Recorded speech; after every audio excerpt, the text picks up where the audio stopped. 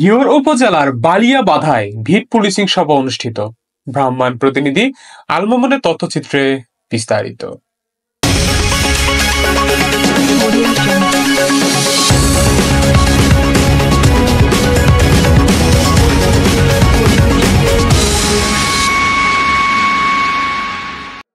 ভিট policing বাড়ি বাড়ি, নিরাপদ সমাজ গড়ি এই স্লোগানকে সামনে রেখে সাইবার বুলিং, কিশোর গ্যাং, সন্ত্রাস, জঙ্গিবাদ, মাদক, জুয়া, ইফটিজিং, বাল্যবিবাহ ও যৌতুক প্রতিরোধের লক্ষ্যে ভিট পুলিশিং সভা অনুষ্ঠিত হয়েছে। রোববার 2 ফেব্রুয়ারি বিকেলে উপজেলা সিংজুরি ইউনিয়নের KBM উচ্চ বিদ্যালয় হলরুমে সিংজুরি ইউনিয়নের সমন্বয়ে গঠিত থানা পুলিশের 2 নং বিটের আয়োজনে এ সভা অনুষ্ঠিত হয়। Beat officer SI Mohammad Nurul ইসলামের সঞ্চালনায় এতে প্রধান অতিথি হিসাবে বক্তব্য রাখেন অতিরিক্ত police super Shibalaya circle Sadia Sabrina Chowdhury.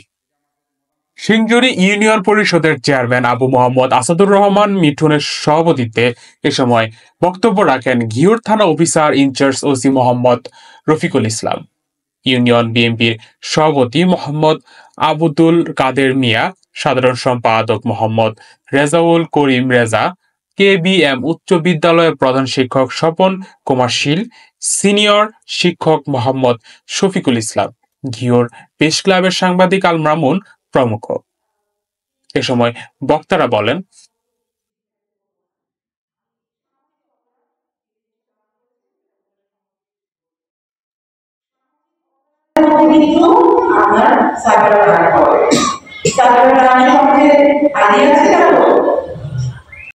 কিছু কাজ করতে যারা কাজ করে সেই তো আসলে কিছু ভুল করে, তাদের ক্ষেত্রে কিছু ভুল থাকে।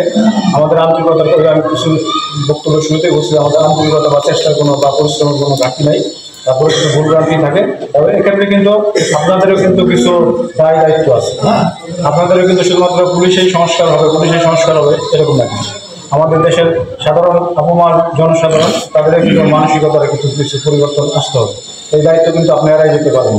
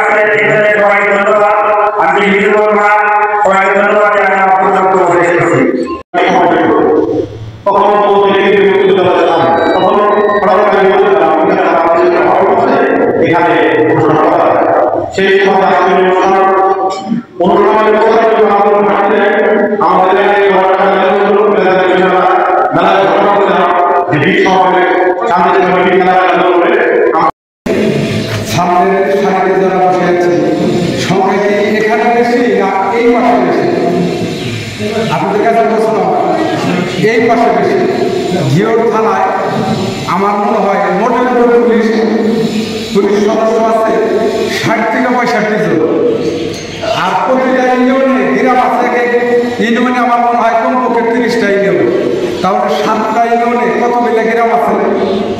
তাহলে এক একটা ইউনিয়নে এই 65 জন যে পুলিশ সদস্য আছে ওনারা এক একটা ইউনিয়নে ভাগে কয়জন পেরে পেয়েছেন।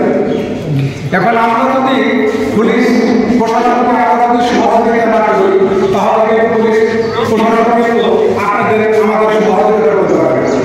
এই দেশে এই যে কাটাকাটি, ইফটিজিং, নারী নির্যাতন, এই খুন খারাপি হচ্ছে, পুলিশ কখন জানে?